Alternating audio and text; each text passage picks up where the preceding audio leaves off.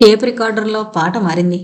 తలని కొద్దిగా పక్కకు వాల్చి కనురెప్పల్ని మొద్దుగా మూసుకుని మ్యూజిక్ వింటున్న వర్షకళ్ళు వాల్ క్లాక్ని చూడడం మర్చిపోలేదు. 9:56 అయింది. ఇంకా జస్ట్ 4 నిమిషాలు అంతే. ఆ తర్వాత నిశ్శబ్దంగా ఉన్న ఆ గదిలో ఆకాష్ గొంతు ఎంతో దూరం నుంచి తన ఎదురుగా నిలబడి మాట్లాడుతున్నట్టే వినిపిస్తోంది. ఊరెళ్ళిన ప్రతిసారి మొదటగా అడిగే ప్రశ్నిది. హాయ్ హనీ, ఎలా ఉన్నావు? ఏం చెప్పాలి తను? మెటీరియలిస్టిక్‌గా, ప్రొడక్టివ్ థింకింగ్‌తో జీవితాన్ని తన కోణం నుంచి మాత్రమే చూడడానికి ఇష్టపడే ఆకాష్‌కి తను ఎలా బదులు చెప్పాలి? ప్రియా, ఒంటరిగా నన్నెందుకిలా వదిలి వెళతావు? పగలంతా పనులతో అందరిలో కలిసిమెలిసున్నా రాత్రివేళ చీకటనే రక్కసి నిర్దాక్షిణ్యంగా నన్ను బెదిరిస్తోంది. మాటిమాటికి లేచి ఉలిక్కిపడి చూస్తాను. నీ పిలుపు నా చెవిని సోకడంలో కొన్ని క్షణాలు లయించిపోతాయేమోననే భయంతో. నువ్వు మాత్రం నీ దర్బారులో అక్షరాలను నాణాలుగా మారుస్తూ రాత్రింబవళ్ళని విస్మరిస్తావు. నేను మాత్రం నీ కోసం అనుభూతుల జ్ఞాపకాల్ని నెమరవేసుకుంటూ నీ వియోగంలో భారంగా నిశ్వసిస్తాను. టప్మని ఎందుకో తెలియకుండా ఓ కన్నీటి చుక్క ఆమె కంటి కొసల మీద నుంచి జారి చెక్కిళ్ల మీద పడి చిట్లిపోయింది. అప్రయత్నంగానే టేప్ వాల్యూమ్‌కి దగ్గరగా ఉన్న ఆమె కుడిచేయి కొద్దిగా కదిలింది. అంతే. ఓ అద్భుతమైన ఊహాలోకంలో మొద్దుగా కనురెప్పలు మూసుకున్న వర్ష ఒళ్ళు జలదరించింది ఒక్కసారిగా. వాల్యూమ్ మీటని వేలు కదల్చగానే హోరెత్తేలా జడివానలా టేప్ రికార్డర్‌లోంచి మ్యూజిక్ చెవుల్ని సోకింది దగ్గరగా. Nowhere to run, nowhere to hide from you, nowhere to run. ఉలిక్కిపడుతూ టేపుని ఆఫ్ చేసింది గబాల్న. సరిగ్గా అప్పుడు బాల్కనీలోకి జరిన గురురాజ్ బెడ్రూమ్‌కున్న బ్యాక్ డోర్‌ని తోశాడు మెల్లగా. ఒక్క క్షణం తన కళ్ళని తనే నమ్మలేనట్టు ఆశ్చర్యంగా చూశాడతను. లోపల నుంచి గడియవేసి లేకపోవడంతో నిశ్శబ్దంగా తెరుచుకుందా తలుపు. క్షణం కూడా ఆలస్యం చేయకుండా గురురాజు లోపలికి అడుగు పెట్టడం, ఎవరిదో నీడ గోడ మీద కనిపించేసరికి వర్ష అనుమానంగా టేపుని ఆఫ్ చేస్తూనే తల వెనక్కి తిప్పడం, తిప్పుతూనే 10 అడుగుల దూరంలో నిలబడ్డ ఆకారాన్ని చూసి నిశ్చేష్టురాలై గబాల్న లేవడం, అన్నీ క్షణంలో 1000 వంతులో ఏకకాలంలో జరిగిపోయాయి. సరిగ్గా అప్పుడు తలుపు దగ్గర నుంచి కదిలాడతను నెమ్మదిగా, ఆమె కూర్చున్న సోఫా దిశగా. ఏం చెయ్యాలో కూడా అర్థం కానట్టు దిగ్భ్రాంతిగా కళ్ళు పెద్దవి చేసి చూస్తుండిపోయింది వర్ష, కదలకను కూడా మరిచిపోయినట్టుగా. ఆమెకి 2 అడుగుల దూరంలోకొచ్చి ఆగాడు గురురాజు. సరిగ్గా అప్పుడు విడివడ్డాయి అతని పెదవులు. హలో వర్ష అంటూ. ఆ గొంతు వింటూనే ఏం జరిగిందో అర్థం కానట్టు స్థాణువులా నిలబడిపోయింది వర్ష. అదిరిపడ్డట్టు ఆమె కనుపాపలు భయంతో ముడుచుకుని పోయాయి. ఆ గొంతు 2 రోజులుగా ఫోన్లో తనని వెంటాడుతున్న ఆ గొంతు గురురాజ్దా. మై గాడ్, ఏం జరగబోతుందసలు? ఆమె ముఖంలో స్పష్టంగా కనిపిస్తోన్న షాకును చూస్తూ నవ్వాడు గురురాజు నెమ్మదిగా. ఏం వర్ష, గుర్తొచ్చిందా నేనెవర్నో? ఆ కళ్ళల్లో ఎరుపు జీరలు, గొంతులో ఓ విధమైన క్రూకెడ్నెస్, మ్యాడ్నెస్. నో నో, బిగ్గరగా అరవబోయిందామె. ఆమె ప్రయత్నాన్ని ముందే పసిగట్టినట్టు కేర్లెస్గా నవ్వాడతను మళ్ళీ. అరవు, నువ్వసలు అరవలేవు. ఎందుకంటే అరిస్తే నా చేతిలో కత్తి నీ ముద్దుల కొడుకు గుండెల్లో గుణపంలా గుచ్చుకుంటుంది కాబట్టి. భావరహితంగా చూస్తున్న అతని ముఖంలో డెవిలిష్ అంశ ఏదో స్పష్టంగా కనిపిస్తుంటే చిగురుటాకులా వణికిపోతుంది ఆమె మనసు. అర్థమైపోయింది ఆమెకి.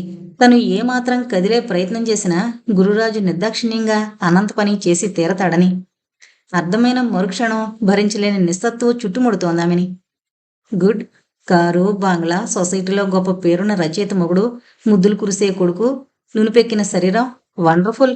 7 ఏళ్లలో నీలో చాలా మార్పులు కనిపిస్తుంది. అతని మాటలు చెవుల్ని స్పృశిస్తున్న కొద్దీ ఆమె ముఖం తెల్లగా పాలిపోతోంది, రక్తం తోడేసినట్టుగా. 7 ఏళ్ల తర్వాత నేను మళ్ళీ కనిపిస్తానని ఏ రోజు కనీసం ఊహించి కూడా ఉండవు కదూ? రెప్పవాల్చకుండా ఆమె ముఖంలోకే చూస్తున్నాడు గురురాజు. తెరుచుకున్న బెడ్రూమ్ బ్యాక్ డోర్లోంచి చలిగాలి రివ్వున లోపలికి దూసుకొచ్చి వణికిస్తోంది నిలువున. అంత టెన్షన్లో కూడా వర్షకొకటే అర్థం కాలేదు. అసలు బ్యాక్ డోర్ తలుపు ఎలా తెరుచుకుంది? 1, 2 పొరలు పొరలుగా విడిపోతుందక్కడ. అప్పుడు గుర్తొచ్చింది ఆమెకి, తను కిచెన్లో ఉన్నప్పుడు శ్రీకాంత్ ఒక్కడే బెడ్రూమ్లో కొద్దిసేపు ఆడుకున్నాడనే విషయం. చిన్నప్పటి నుంచి ఎలా అలవడిందో గాని శ్రీకాంత్కి ఏ గదిలో ఉన్నా తలుపు గడియలతో ఆడుకోవడం మహా సరదా. గడియని వేస్తూ తీస్తూ వేస్తూ తీస్తూ ఓ రిధంలా ధ్వనించే ఆ శబ్దాన్ని వినడానికి ఎంతో ఇష్టపడతాడు. కోప్పడి కొట్టినా ఆ అలవాటుని మానిపించలేకపోయి విసిగిపోయి ప్రతి గదిని పడుకోబోయే ముందు చెక్ చేసి గాని నిద్రలోకి వెళ్ళకపోవడం అలవాటు చేసుకుందామే. ఆ పూట మనసంతా ఆకాష్ ఫోన్ కోసం ఎదురు చూస్తుండడంతో కొద్దిగా బతికించిందామె. దానికి మూల్యం కళ్ళెదుట నిలబడింది. ఈ ఏం కావాలి నీకు? శరీరంలో సర్వశక్తుల్ని కూడగట్టుకుంటూ అడిగిందామె. నువ్వే టైపీమని జవాబిచ్చాడతను. రాజ్! కీచుగా అరిచిందామె భయంతో వణికిపోతూ. రాజ్ అనే నీ పిలుపు 7 ఏళ్ల క్రితంలా తీయగా ప్రేమగా వినిపించడం లేదు వర్ష. నిస్సహాయంగా తలెత్తిందామె.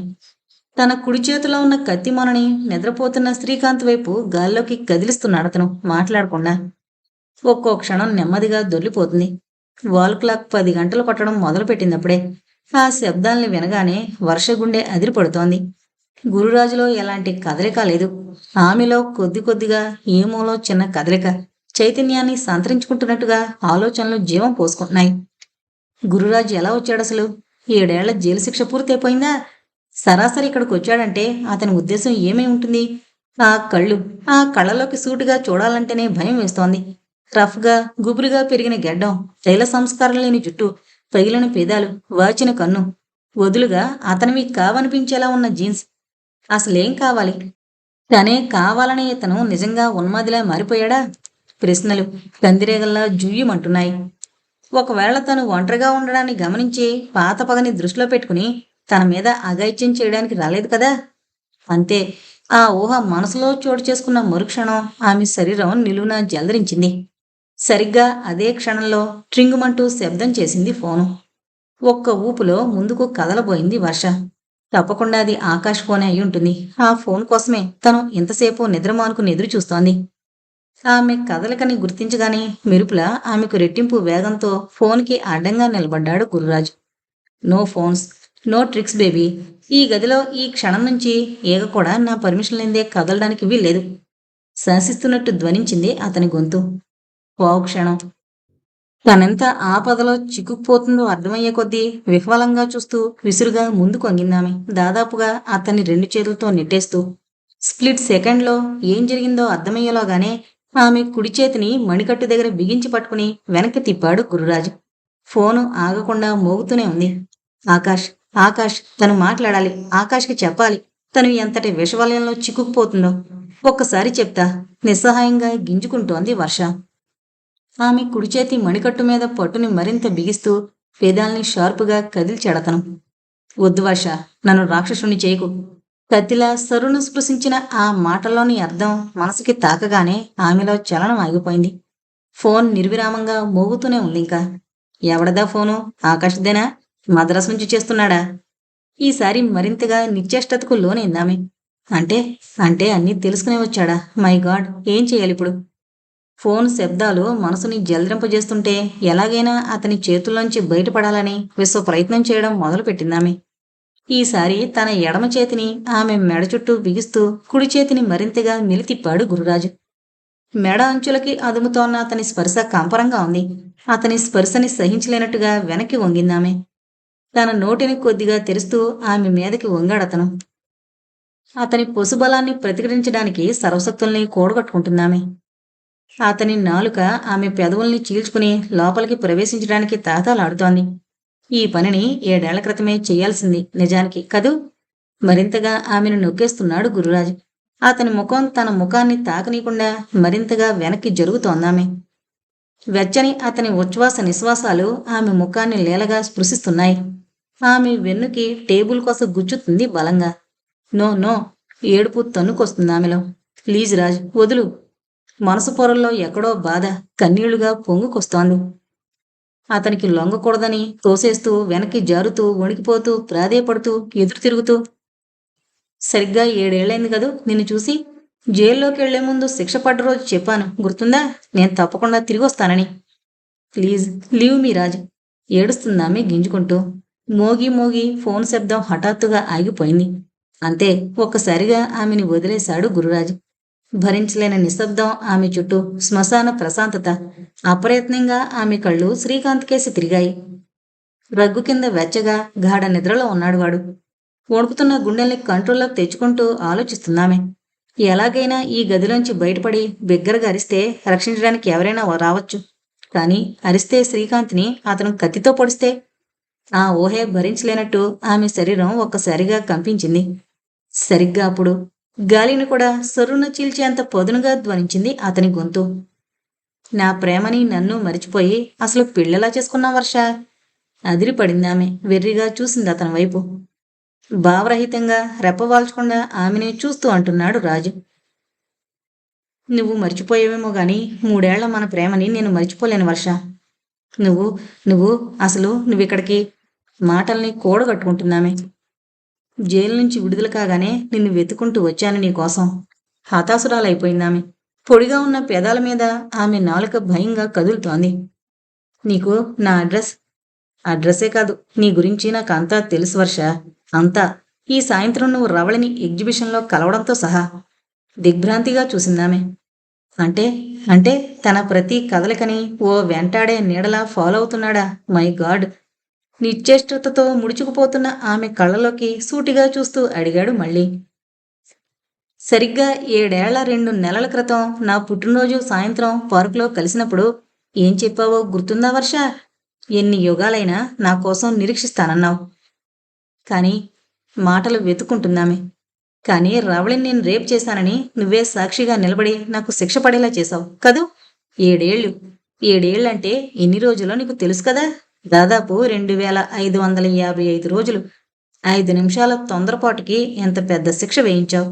కానీ రవళి ఆ సంఘటనతో ఏం చచ్చిపోలేదే. ఎవడో కోన్కిస్గాని పెళ్లి చేసుకుంది. ఏమీ జరగనట్టుగానే. బట్ నేను 7 ఏళ్లపాటు రాత్రింబవళ్ళు జైలు వచ్చులు లెక్కబెడుతూ. అది నీ కర్మ, కసిగా అందామె. నో! అరిచాడు గురురాజు. అతని కళ్ళు తీక్షణంగా ఎర్రటి గాజు ముద్దల్లా మారిపోతున్నాయి ఉన్మాదంగా. నో, కర్మ కాదు వర్ష, కానే కాదు. ఇదంతా నీ వల్లే జరిగింది. నువ్వు సాక్ష్యం చెప్పడం వల్లే జరిగింది. ఆ రోజు నువ్వు కోర్టులో నోరు మూసుకుంటే కేసు కొట్టేసేవాళ్ళు. కానీ నువ్వు నిజంగా రవళిని. ఉక్రోషంతో కోపంతో ఆమె ముక్కుపుటాలు అదురుతుంటే ఆవేశంగా అంది. నేను చూశాను, నా కళ్ళారా చూశాను, అందుకే చెప్పాను. షటప్! బిగ్గరగా అరిచాడు మళ్ళీ. మరుక్షణం నిశ్శబ్దంగా అయిపోయాడు. అతని మౌనాన్ని చూస్తుంటే వెన్నులోంచి మంచు పురిగేదో కదిలినట్టుగా వణికింది ఆమె శరీరం. ఓ దారుణమైన సైకోలా మానవమృగంలా కనిపిస్తోన్న అతన్ని చూస్తున్న కొద్దీ ఆమెలో భయం స్థానంలో అసహ్యం పేరుకుంటోంది. Varsha, let's forget the past. నువ్వు నాకు కావాలి. రాజ్! అరిచిందామె కీచుగా. Yes, I want you Varsha. Never. నాకిప్పుడు పెళ్ళయింది. నేను ఆకాష్ భార్యని. నాకు 4 ఏళ్ల కొడుకున్నాడు. రాజ్, పిచ్చిగా మాట్లాడుకో. మేబీ, కానీ నువ్వు మొదట ప్రేమించింది నన్ను. అదెప్పుడో 7 ఏళ్ల క్రితం తెలిసి తెలియని వయసులో మాట. నా కోసం ఎన్నేళ్లైనా ఎదురు చూస్తానన్నావు. ఇప్పుడు అవసరం లేదు, నీకు అర్హత లేదని తెలిసింది ఎప్పుడో. ఐసీ! వ్యంగ్యంగా ధ్వనించింది రాజు గొంతు. అయితే నన్నెప్పుడో మర్చిపోయానంటావు. అవును, పళ్ళబిగునంది వర్ష. నా గురించిన జ్ఞాపకాలు నీలో మిగల్లేదు కదూ? అవును, మొండిగా అంది మళ్ళీ. అంతే. ఒక్కసారిగా 2 చేతులతో ఆమె జుట్టుని బిగించి పట్టుకుని పైకి లేవదీశాడతను. వెంట్రుకలు కుదుళ్ళలోంచి తొలగిపోతున్నంత బాధ పళ్ళబిగున ఓర్చుకుంటున్నామే. రాక్షసి! ఎంతకాలమైనా ఎదురు చూస్తానన్నావు. మరిచిపోయావు. నో, వీల్లేదు. నువ్వు నాకు కావాలి. నువ్వు నా దానివి. నువ్వు నన్నే ప్రేమిస్తావు. చెప్పు, do you love me? No! ఆక్రోశిస్తోందామె బలహీనంగా గింజుకుంటూ. Bloody! Say that you love me! కసిగా అరిచాడు మళ్ళీ. No no no! ఏడుస్తుందామె. జుట్టు కుదుర్లలో బాధ, ఆవేశం, ఉక్రోషం, నిస్సహాయత ఒక్కసారిగా చుట్టుముడుతుంటే నిలువున వణికిపోతుందామె. So I must do it! మెల్లిగా ఉచ్చరించాయి రాజు పెదాలు. చివున తల తిందామె రోషంగా. ఎస్, నేను నిన్నిప్పుడు కిడ్నాప్ చేయబోతున్నాను. తమాషా ఏంటో తెలుసా? నీ అంతట నువ్వే ఆ కిడ్నాప్కి సహకరిస్తావు. పాయింట్ బ్లాక్ రేంజ్లో పేలిన రివాల్వర్లోంచి వెలువడ్డ బుల్లెట్ సరున చెవి పక్క నుంచి దూసుకుపోయినట్టు అదిరిపడింది వర్ష, ఆఖరి మాట చెవిని స్పృశించడంతో. ఏంటి? తను విన్న మాటకి అర్థం స్ఫురించగానే దిగ్భ్రాంతిగా చూసిందామె. ఏమంటున్నాడు రాజు? తనని కిడ్నాప్ చేసి? మై గాడ్, ఏం చేయాలిప్పుడు? ఎస్ మై డార్లింగ్, నువ్వు విన్నది అక్షరాల నిజం. నేను నిన్ను కిడ్నాప్ చేయబోతున్నాను. నీ అంతట నువ్వే అందుకు పూర్తిగా సహకరిస్తావు. రిపీట్ చేశాడతను కూలుగా చూస్తూ. నీకు పిచ్చెక్కింది! బిగ్గరగా అరిచింది వర్ష నిలువున ఊగిపోతూ. అవును, నిజంగానే నాకు పిచ్చి పట్టింది. ఆ పిచ్చి పేరు వర్ష. అర్థమైంది కదూ? నవ్వాడు రాజు కురుకేడిగా. సరిగ్గా అదే క్షణంలో 4 అడుగుల దూరంలో ఉన్న టెలిఫోన్ మోగింది మళ్ళీ. ఈసారి ఏమాత్రం సంకోచించదలుచుకోలేదు వర్ష. ఒక్క ఉదుటున అతన్ని తోసేస్తూ ఫోన్ వైపు పరిగెత్తింది. ఏం జరిగినా సరే ఈ టెన్షన్ని భరిస్తూ ఒంటరిగా తను ఉండలేదు. ఎలాగైనా ఆకాష్తో మాట్లాడాలి. ఈ రాస్కెల్ గురించి చెప్పాలి ఒక్కసారి. రిసీవర్ని అందుకోవడానికి ముందు కొంగిన ఆమె కుడిచెయ్యి శిలల కదలికని కోల్పోయింది వెనక నుంచి వినిపించిన మాటలతో. ఒక్కసారి ఇటు చూశాక రిసీవర్ తీసుకో వర్ష. నిశ్చేష్టురాల్లా చూస్తుండిపోయింది వర్ష. అతని మాటలు అలలు అలలుగా మనసుని స్పృశిస్తుంటే క్షణంలో లక్షో వంతులో ఆమె కళ్ళు తిప్పి చూసేసరికి కనిపించింది ఆ దృశ్యం. బ్లాంకెట్ అడుగున గాఢ నిద్రలో ఉన్న శ్రీకాంత్ పక్కనే కొద్దిగా ముందు కొంగి కూర్చున్నాడు గురురాజు. అది కాదు ఆమెను షాక్కి గురిచేసింది. గురురాజు చేతిలో కత్తి సరిగ్గా శ్రీకాంత్ మెడకి 2 అంగుళాల పైన గాల్లోకి లేచి కనిపిస్తోంది. చిన్నగా నవ్వాడు గురురాజు. చెప్పాగా వర్ష, ఈ గదిలో నువ్వు నీ కొడుకు ఇప్పుడు నా బందీలు. నా మాటకి ఏమాత్రం ఎదురు చెప్పినా నీ కొడుకుని నిర్దాక్షిణ్యంగా కసుక్కున పొడి చేస్తాను. ఆ పైన నీ ఇష్టం. వద్దు, వాణ్ణేం చేయొద్దు. కంగారుగా రిసీవర్ మీద నుంచి చేతిని గబాన్ల వెనక్కి తీసేసింది వర్ష. దట్స్ గుడ్, అర్థమైంది కదూ? కత్తి మొనతో శ్రీకాంత్ మెడ మీద బ్లాంకెట్ని కొద్ది కొద్దిగా కిందకి తోస్తూ అన్నాడు రాజు. సో నువ్వు నాతో వస్తున్నావు. బుద్ధిమంతురాల్లా నేను చెప్పినట్టు వింటావు కదూ? కన్నీళ్లు వెచ్చగా ఆమె బుగ్గల మీదుగా జారిపోతున్నాయి. కసిగా నిస్సహాయంగా కింది పెదవిని పళ్ళతో కొరుకోవడంతో రక్తం నాలికకు ఉప్పగా తగులుతోంది. అంత షాకులోనూ ఆలోచిస్తుందామె. తను రాజుతో వెళ్ళాలా? వెళ్ళకపోతే శ్రీకాంత్ నో, వాడికేమీ జరగకూడదంటే నో, తన వల్ల కాదు. రాజు మొండితనం ఆమెకి తెలియంది కాదు. అరక్షణం ఓ రొదలా శబ్దం చేసిన ఫోన్ మళ్ళీ ఆగిపోయింది హఠాత్తుగా. అర్థమైపోయింది ఆమెకి ఆకాష్తో తను మాట్లాడే అవకాశం పూర్తిగా హరించుకుపోయిందని. అర్థమైన మరుక్షణం నరాల్ని పెకిలించుకొస్తూ పొంగి పొర్లుతోంది దుఃఖం కడుపులోంచి. తన జీవితంలో అతి భయంకరమైన ప్రమాదకర క్షణంలో ఉన్నానని తెలుస్తున్న కొద్దీ భరించలేని నిస్పృహ ఆవరిస్తుందామెని. ఏడుస్తున్న ఆమె వైపు కొద్ది క్షణాల పాటు అలాగే చూస్తుండిపోయాడు రాజు. సరిగ్గా 1/2 నిమిషం తర్వాత కదిలాడతను ఆమె వైపు. వీలైనంత సౌమ్యంగా స్వరాన్ని మారుస్తూ చెప్పాడు. వర్ష, నిన్ను క్షమించేస్తాను. నా దేవతలా చూసుకుంటాను. 7 ఏళ్లకు ముందు నిన్ను ఎంతలా ప్రేమించానో అంతకు రెట్టింపు ప్రేమగా చూసుకుంటాను. నువ్వు ఇన్నేళ్లుగా ఆకాష్తో కలిసి కోపరం చేశావని తెలిసినా నేనేమీ అనుకోను. నీ పిల్లాన్ని నా కొడుకే అనుకుంటాను. కమాన్, నాతో వచ్చే వర్ష, వచ్చే, నాతో వచ్చే శాశ్వతంగా. ఛీ, వినడానికే కంపరం పుడుతున్నట్టు అసహ్యంగా చూసింది వర్ష. అంతే, ఒక్కసారిగా శ్రీకాంత్ కప్పుకున్న బ్లాంకెట్ని విసురుగా లాగేశాడు రాజు. హఠాత్తుగా నిద్ర మెలకు రావడంతో బెత్తరపోయాడు శ్రీకాంత్. 4 ఏళ్ల ఆ పసి మనసుకి చేతిలో కత్తితో తల్లివైపు కోపంగా చూస్తున్న కొత్త మనిషి ఎవరో అర్థం కాలేదు. మమ్మీ, బెత్తరపోతూ లేచి కూర్చున్నాడు శ్రీకాంత్. వర్ష, లేవబోతున్న వాడి నడుము చుట్టూ ఎడమ చేతిని బిగించి పట్టుకున్న రాజ్ గొంతు కఠినంగా ధ్వనించింది. వర్ష, నువ్వు నేను చెప్పినట్టు చేస్తే నీ పిల్లాడికే ప్రమాదం రాదు. వినకపోయావో? నవ్వాడు కురుకెడుగా చూస్తూ. నో రాజ్, వాణ్ణేం చేయకు, నీకు దండం పెడతాను, ప్లీజ్ వాణ్ణేమీ చెయ్యొద్దు. 2 చేతులు జోడిస్తూ రాజు వైపు వేడుకుంటూ చూసిందామె. దట్స్ గుడ్, కమాన్. 5 నిమిషాల్లో మనం ఇక్కడి నుంచి వెళ్ళిపోవాలి. నేను చెప్పిన వస్తువుల్ని రెడీ చేయి. ఆజ్ఞాపిస్తున్న రాజు వైపు తల్లివైపు భయంగా చూశాడు శ్రీకాంత్. 4 ఏళ్ల వాడి పసి హృదయానికి అర్థం కావడం లేదు తల్లి వాణ్ణి చూసి ఎందుకు భయపడుతోందో. క్షణం పొరలుగా విడిపోతున్నట్టు నెమ్మదిగా కదులుతోంది వాల్ క్లాక్. టిక్ టిక్ మనే గడియారం శబ్దం ఆ నిశ్శబ్దంలో స్పష్టంగా ధ్వనిస్తోంది. నిస్సహాయంగా చూస్తోంది వర్ష అతని వైపు, అతని చేతుల్లో బొమ్మలా బిగుసుపోతున్న శ్రీకాంత్ వైపు, ఏమాత్రం తొందరపడినా నిర్దాక్షిణ్యంగా వాణ్ణి చీల్చేసేలా చూస్తున్న రాజు వైపు. తెరిచిన బ్యాక్ డోర్లోంచి చలిగాలి లోపలికి విసురుగా జ్వరబడుతోంది ఆమెని మరింతగా వణికిస్తూ. వర్ష, ఓపెన్ ది అల్మరా. ఎందుకన్నట్టు చూసింది. ఐసే ఓపెన్ దట్ అల్మరా. బెడ్ కిందున్న కీ బంచుతో బీరువాని తెరిచిందామె. కదలకుండానే తెరుచుకున్న బీరువాలో హ్యాంగర్స్కి వేలాడుతున్న సూట్స్ వైపు చూస్తున్నాడు రాజు. వరుసగా ఉన్న వాటిలో గోల్డ్ కలర్లో ఉన్న సూటు అతని దృష్టిని ఆకర్షించింది. కమాన్, ఆ గోల్డ్ కలర్ సూట్ని బయటికి తీ.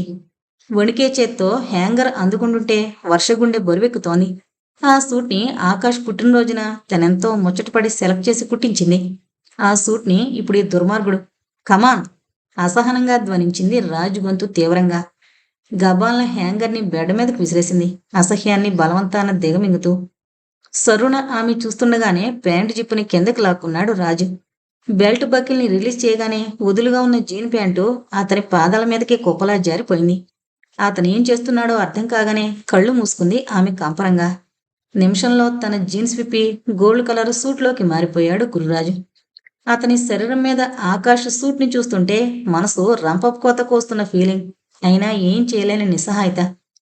కళ్ళు విప్పార్చి భయంగా చూస్తున్నాడు శ్రీకాంత్ ఆ దృశ్యాన్ని. షూస్ తీసుకురా. బయట గదిలో ఉన్నాయి.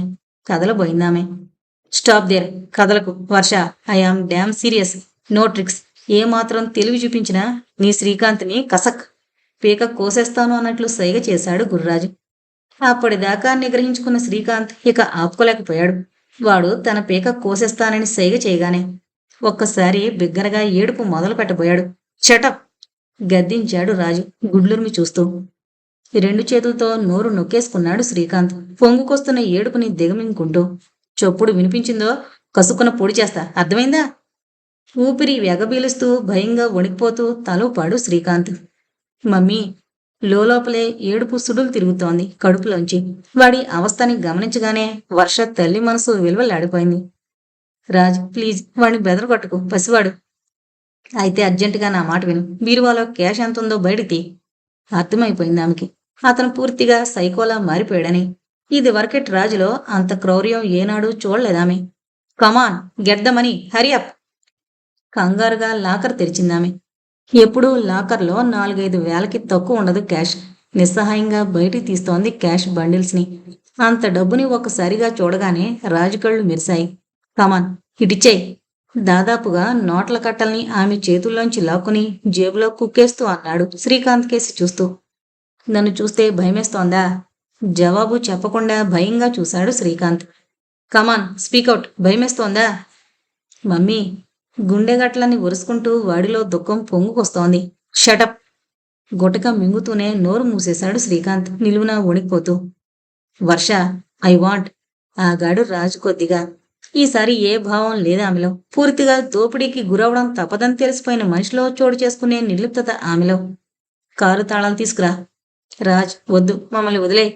దీనంగా చూసింది వర్ష. కారు తాళాలు తీసుకురా. Raj, please. Damn! Don't make me mad. Varsha, నేను పిచ్చివాడినైతే ఏం చేస్తానో చెప్పలేను. కమాన్, కారు తాళాలు తీసుకురా, క్విక్! కత్తికోసని శ్రీకాంత్ గుండెలకి గురిపెడుతున్న రాజుకేసి వెరిగా చూస్తున్న వర్షకి పూర్తిగా అర్థమైపోయింది.